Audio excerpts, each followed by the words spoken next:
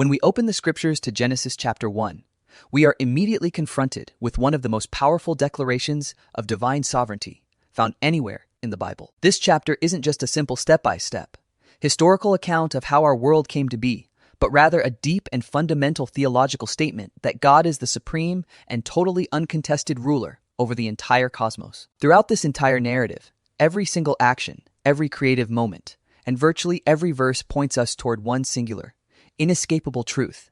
God has absolute dominion because the very existence of everything is contingent upon his expressed will. Genesis 1 consistently utilizes that incredibly potent phrase, "And God said," and without fail, creation immediately responds with perfect obedience. Light bursts forth, the waters are separated, solid ground appears, and all forms of life come into being at the sound of his voice. This powerful sequence clearly demonstrates that God's sovereignty is not merely some abstract concept or something that can be limited.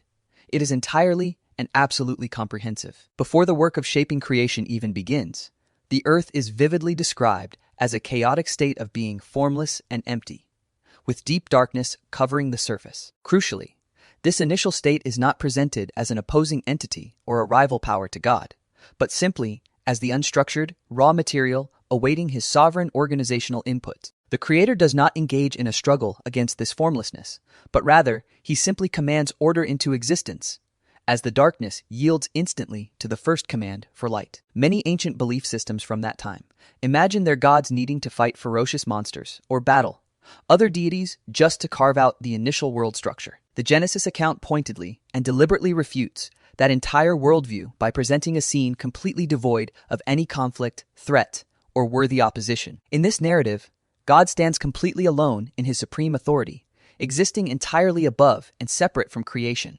making him the definitive creator of all nature. On the designated fourth day, God intentionally positions the sun, the moon, and the stars into the heavens, not as objects of worship, but as functional mechanisms for our world. These celestial bodies were never intended to be seen as gods themselves, nor were they meant to dictate human destiny or control an unpredictable fate. Instead, they operate precisely under God's direct authority, functioning only to fulfill the specific purposes he established for them. The vibrant array of life, from the smallest fish to the most complex human being, does not spontaneously emerge from random energy, but flows directly from a spoken divine decree. Furthermore, the text shows that God actively blesses these living things, indicating that his rule extends beyond just bringing life into existence to actively sustaining and directing it. This beautiful concept reveals that the sovereignty of God fully encompasses both the initial act of creation and the ongoing reality of divine providence. When the scriptures state that humanity is made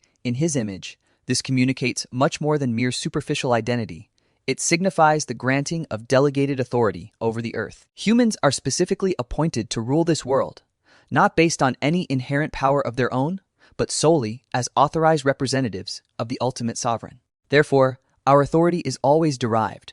Our overarching purpose has been clearly assigned to us, and every single element of our existence is profoundly intentional because of him. Following nearly every creative act throughout the chapter, God pauses to declare that what he has made is inherently good, culminating in the final assessment that it is very good. This repeated declaration confirms that the cosmos is not a haphazard outcome of chance events, but rather a direct manifestation of the profound wisdom and clear will of its divine designer. Consequently, we understand that absolutely nothing in the vast expanse of this universe exists outside of his total control or is beyond the scope of his deliberate design. The ultimate teaching from Genesis chapter 1 is that our universe is neither chaotic, without ultimate meaning, nor helplessly surrendered to the whims of some blind fate. Instead, it is firmly governed by a powerful, supremely sovereign God whose might is completely unmatched and whose fundamental character is absolutely good. And recognizing this powerful,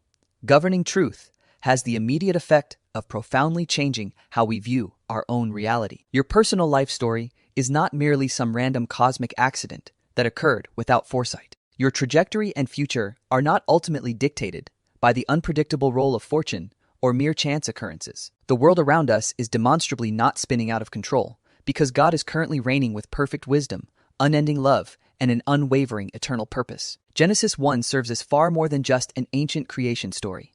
It is a grand, sweeping declaration of God's eternal, cosmic kingship over everything. He reigns supreme over the day and night, the land and the sea, the stars above, and the very essence of life and humanity itself. And the incredible comfort is that the very same God who holds universal dominion over the entire cosmos is the one who intimately watches over and cares for every single detail of your individual life today.